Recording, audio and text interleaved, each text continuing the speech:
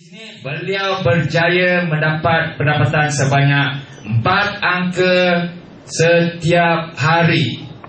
4 angka setiap hari, dan bukan hanya pada 1 hari, bukan hanya pada 2 hari, bukan pada 3 hari, tetapi beberapa hari berturut-turut. Dah seminggu lebih, nak masuk 2 minggu, dan akan masuk 3 minggu.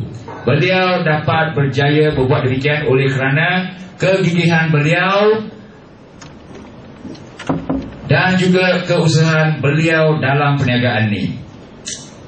Tak perlu saya bercerita panjang lebar di sini. Dan kalau kita nak ikut jejak beliau dan juga berjaya seperti beliau, dan juga isterinya, selalu kena ingat, isteri yang beri sokongan, ataupun kalau belum kahwin, girlfriend yang beri sokongan, bukan kita berjaya seorang saja. So seperti saya, isteri saya juga beri sokongan dan juga beri galakan bagaimana kita boleh berjaya dalam bisnes ni.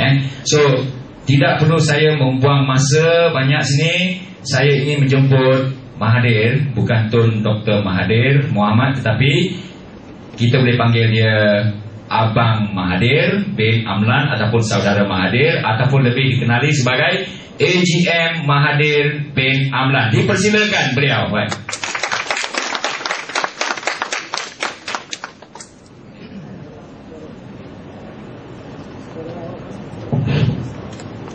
Terima kasih kepada pengurusi majlis, saudara-saudari. Assalamualaikum warahmatullahi wabarakatuh.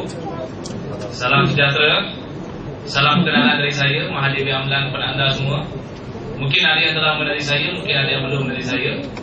So sebelum itu saya ingin tahu orang-orang di sini, apa khabar semua? Baik. Kurang sikit lah, mungkin hari luar hujan kan. Apa khabar orang-orang Penang semua? Baik. Baik tak? Okey. Alhamdulillah, syukur kepada Allah tadi kerana kami pada hari ini hadir.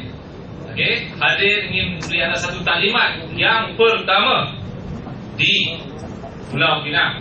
Di sini pulau lah, perlu kita buat dekat seberang sana. Okey, satu peluang yang paling hebat setakat ini, iaitu hanya dengan menggunakan handphone anda sahaja, anda berupaya menjana pendapatan harian. Bukan 2 angka, bukan 3 angka, tetapi berkat usaha anda boleh mendapat 4 angka setiap hari. Ya, itu dia. Okay. Sebenarnya bukan saya seorang, dah ada beberapa bakal pengikut yang cuba mengejar dari belakang. Itu petanda yang bagus, kerana mereka pun mengikut seperti saya, ke utara, ke selatan, ke timur, ke barat. Selalu jumpa je, biasa kita jumpa je lah. Okey, kerana ingin berjaya, kita ingin berusaha. Okey, oleh sebab itu malam ini anda patut berterima kasih pada kawan anda yang bawa anda pada ini, atau diri sendiri, kerana dapat mendengar satu peluang yang jarang-jarang anda dengar. Sebab di Kuala Lumpur sana memang kita lakukan setiap